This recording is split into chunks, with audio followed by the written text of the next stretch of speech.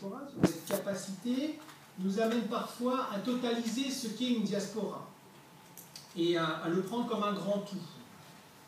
Or, pour prendre l'exemple des transferts de fonds. Les transferts de fonds, on a parlé des 500 milliards qui ont été transférés, des 500 milliards de dollars. Mais ce n'est pas un gros chèque de 500 milliards de dollars qui a été transféré. Ce n'est pas quelques milliers de grosses sommes qui ont été transférées du nord vers le sud. C'est des millions d'enveloppes qui sont envoyées. Et donc ça n'a pas du tout le même impact sur le développement que l'aide publique au développement. Les deux ne peuvent pas se substituer.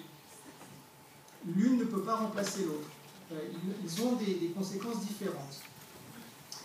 Alors, et puis aussi, totaliser cette manne, ce capital des diasporas, ça peut parfois nous amener à surestimer leur capacité en matière de développement. Or, on en a déjà un petit peu parlé aujourd'hui, ces impacts sont souvent des impacts qui sont locaux, micro-locaux. Moi j'ai travaillé sur les impacts des Marocains sur une province du Maroc. Il y en a qui ont fait leur travail sur une vallée du Maroc. Donc c'est des impacts qui ont, même si la migration est un phénomène global, a des impacts avant tout locaux.